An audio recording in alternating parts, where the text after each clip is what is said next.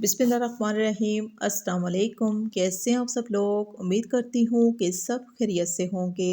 तो आज हम बनाएंगे बहुत ही शानदार खट्टी चटखारेदार कढ़ी पकोड़ा रेसिपी। कढ़ी पकोड़ा सबकी बहुत ही फेवरेट डिश है, जिसे हर जगह पे मुख्तलिफ तरीक़ों से तैयार किया जाता है। कम टाइम में अगर आपने बेहतरीन कढ़ी पकोड़ा बनाना है तो ये रेसिपी आपके लिए। उम्मीद करती हूँ कि मेरे बनाने का तरीका आपको बहुत ही पसंद आएगा। इसकी तैयारी के लिए हम लेंगे सबसे पहले आधा कप घी या कुकिंग ऑयल।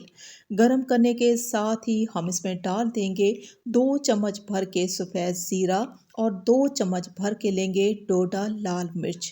इन दोनों को हमने इतनी देर तक फ्राई कर लेना है कि इनके जलने की स्मेल आनी चाहिए।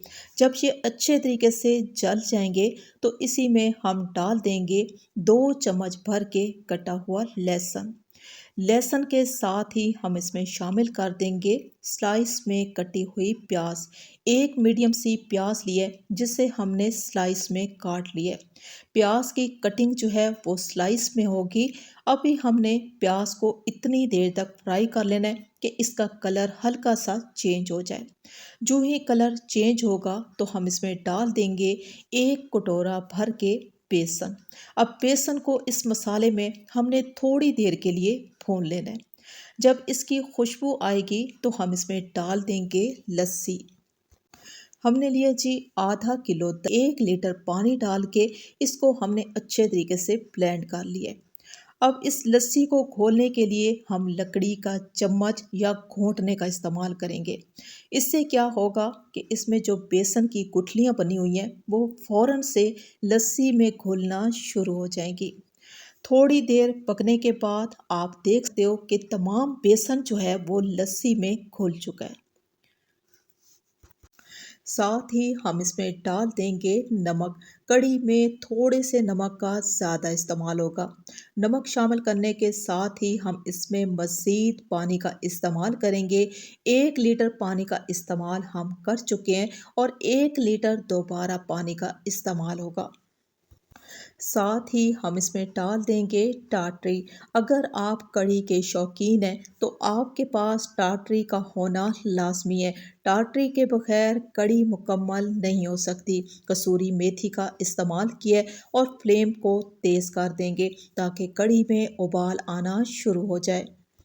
थोड़ी देर पकने के बाद आप देख सकते हो कि कढ़ी में साइडों से उबाल आना शुरू हो गया है, तो फ़ौरन से हम चूल्हे को स्लो कर देंगे। दम वाली आंच पे इस कढ़ी को हम ठीक 1.5 घंटे तक पकने देंगे।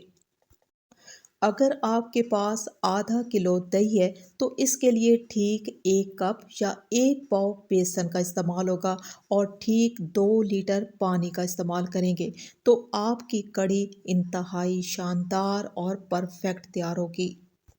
चम्मच को कढ़ी के अंदर ही छोड़ देंगे और दम वाली आंच पे ठीक 1.5 घंटे तक पकने देंगे। चम्मच का इस्तेमाल अगर इस तरीके से कर लिया जाए तो कढ़ी में बहुत ज़्यादा उबाल नहीं आता। अभी आ जाते हैं पकोड़ों की तैयारी की जानिब। तो इसके लिए हमने लिए आधा किलो बेसन और इसी बेसन में डाल देंगे 2 प्याज और ढेर सारी हरी मिर्चें रफली चॉप की हुई। साथ ही कुछ पिसे हुए और हर्बल मसालों का इस्तेमाल करेंगे। 1 चम्मच भर के साबुत सफ़ेद ज़ीरा, 1 चम्मच भर के सौंफ, कसूरी मेथी लेंगे 2 चम्मच भर के, अजवाइन लेंगे आधा चम्मच मसल के। साथ ही हम इसमें डाल देंगे 2 चुटकी मीठा सोडा, आधा चम्मच हल्दी पाउडर और 2 चम्मच भर के लेंगे लाल मिर्चों का पाउडर। इसी में हम डाल देंगे हस्बे ज़रूरत नमक। अभी हमने पकोड़ों के इस मसाले को घोल लेना है। इसका जो घोल है ना ही तो हमने बहुत ज़्यादा पतला रखना है और ना ही बहुत ज़्यादा गाढ़ा रखना है। तमाम पकोड़े बहुत ही प्यारी खुशबू और कलर के साथ तैयार हो चुके हैं।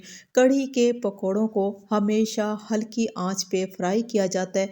जो ही इनका कलर चेंज होता है तो इस तरीके से पकोड़ों को पलटा जाता है। इससे क्या होता है कि कढ़ी के पकोड़े बहुत ही जायकेदार और सॉफ्ट तैयार होते हैं। तमाम पकोड़े फ्राई होने के बाद इनको निकाल लेंगे और निकालने के बाद इनको ठंडा करना लाजमी होगा। अब आ जाते हैं जी कढ़ी की जानिब, जिसको पकते हुए 1.5 घंटे से ज़्यादा टाइम हो चुका है। आप ज़रा इसका कलर चेक कर लें, परफेक्ट जायके और खुशबू के साथ ये कढ़ी इंतहाई लजीज तैयार हो चुकी है। अब इसी में हम डाल देंगे ढेर सारा कटा हुआ हरा धनिया और इसी में शामिल कर देंगे ठंडे किए हुए पकौड़े। चम्मच का इस्तेमाल करेंगे ताकि तमाम पकोड़े जो हैं वो कढ़ी में शामिल हो जाएं।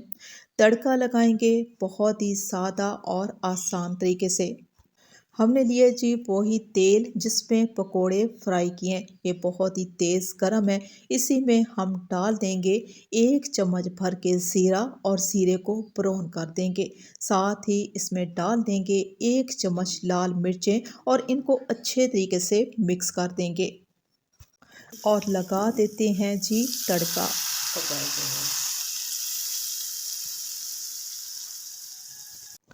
कढ़ी पकोड़ा बनाने की बहुत ही आसान एक सादा सी रेसिपी अच्छी लगी हो तो रिक्वेस्ट है चैनल को सब्सक्राइब कर लें और मेरी वीडियो को लाइक और शेयर ज़रूर कर दें, क्योंकि आप लोगों का प्यार ही हमारी सपोर्ट है। इसी के साथ ही इजाज़त चाहूँगी। अल्लाह हाफिज़।